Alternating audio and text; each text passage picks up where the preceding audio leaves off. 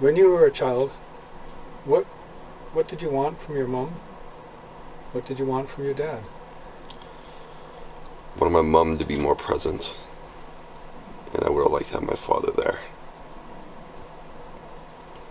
And based on what you know from your own childhood, if you were to become a parent, how would you want to be with your children? What kind of a parent, or what characteristics would you want to be showing to your children? Present. Be there. That's all that matters in a child parent. And what do you mean by being present? Being mentally and physically with your child, not away in any state, whether it be drugs, alcohol, or any other addiction that may cause you to be away from your child. Do you think it's easy for parents to be present with their children, to actually be in their body, not thinking about other things, not being distracted? I don't think it's easy, but I don't think it's hard either.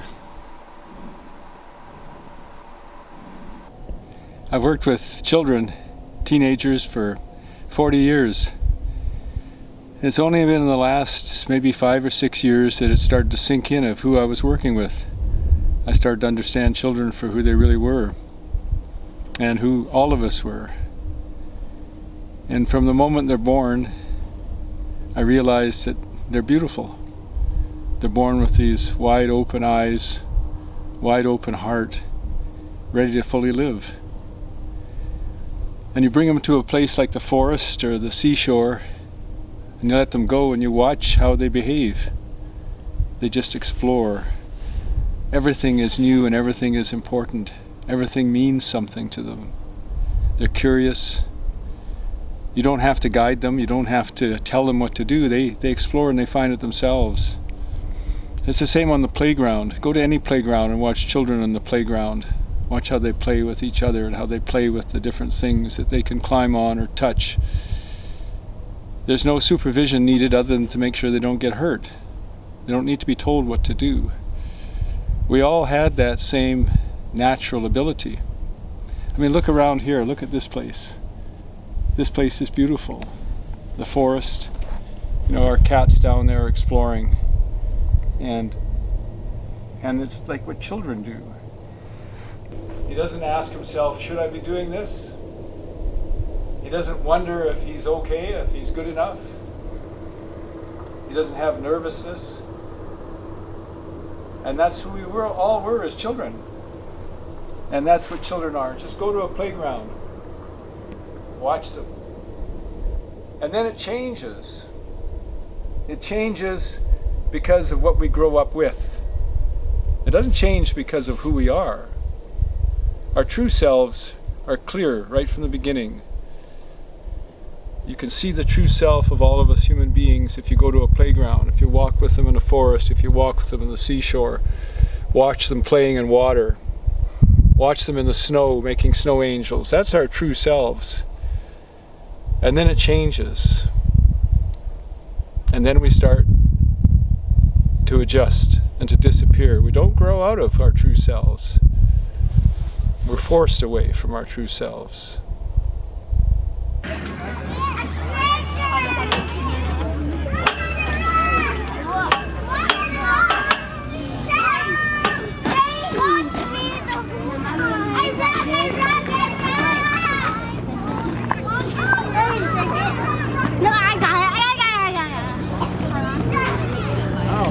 Pretty thick. I don't think you can make it.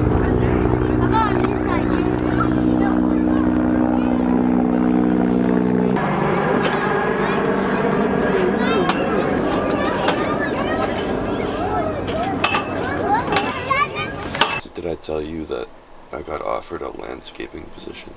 You told me before you were doing landscaping, and I got laid off from that. Yeah. Their competitor, Leon's Landscaping, wants me to be the foreman over there. Okay, well, believe it when you see it. No, look. I'm not doubting you. I'm just saying, when it happens, then it's real. Until then, it's pipe dream. I haven't decided if I want to take it or not. Yeah, we'll take it. And it's all can do with you. Going back to school is can do. There's no rush. You can go to school next year, the year afterwards, but you do what you can.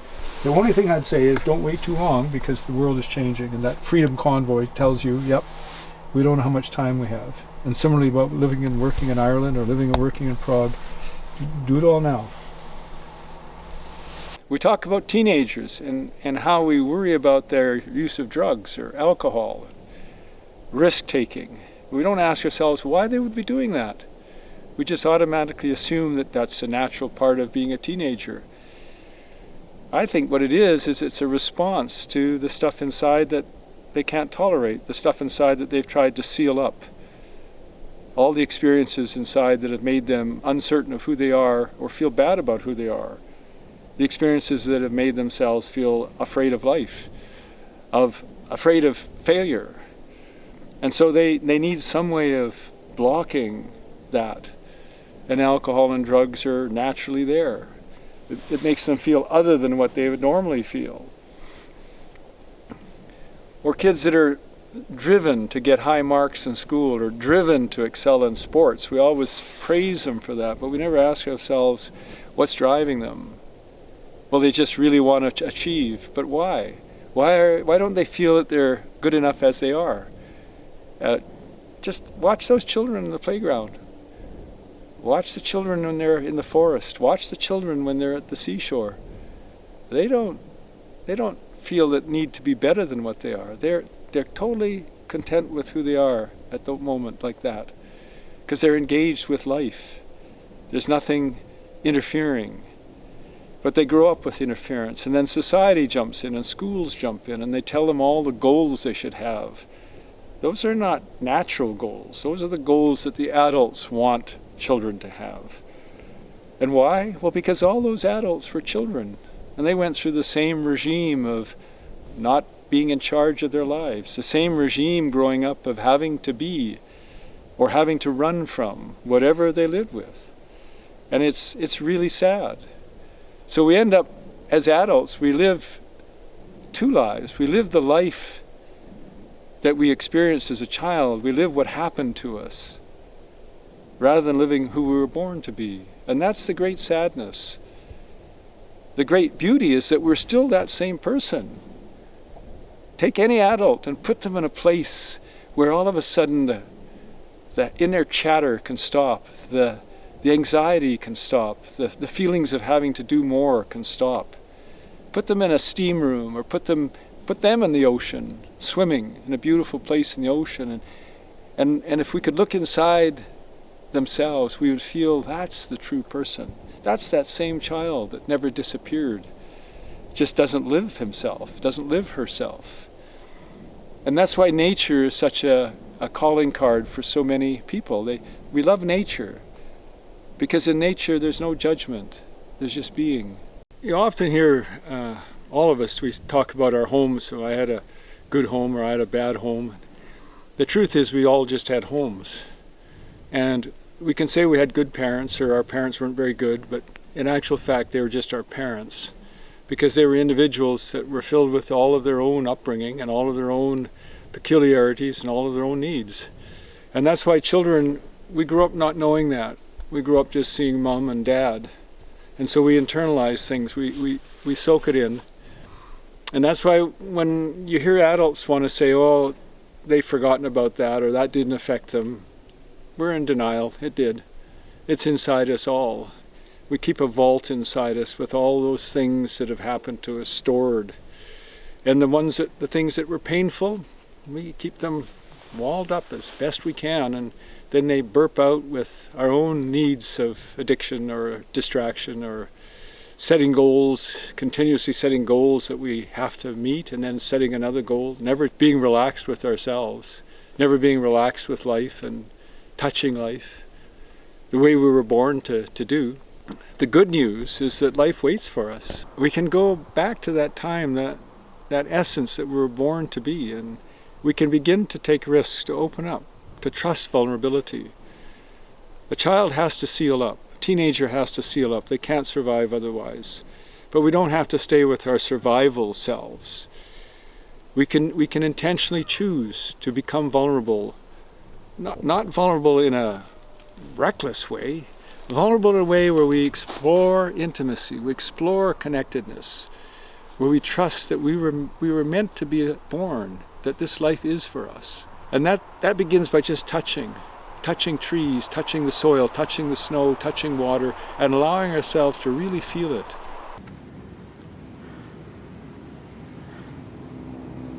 For life goes not backward, nor tarries with yesterday. You are the bows from which your children, as living arrows, are sent forth. And then don't read the rest. This was really famous in the 70s because they thought this is truth. And of course it is true, right? Like, especially this line, for their souls dwell in the house of tomorrow, which you cannot visit, not even your dreams, like Johnny Bear's, his soul is going to be when he gets to your age, right? And so, give them your love, but not your thoughts, for their own thoughts. Be like them, but seek not to make them like you, right?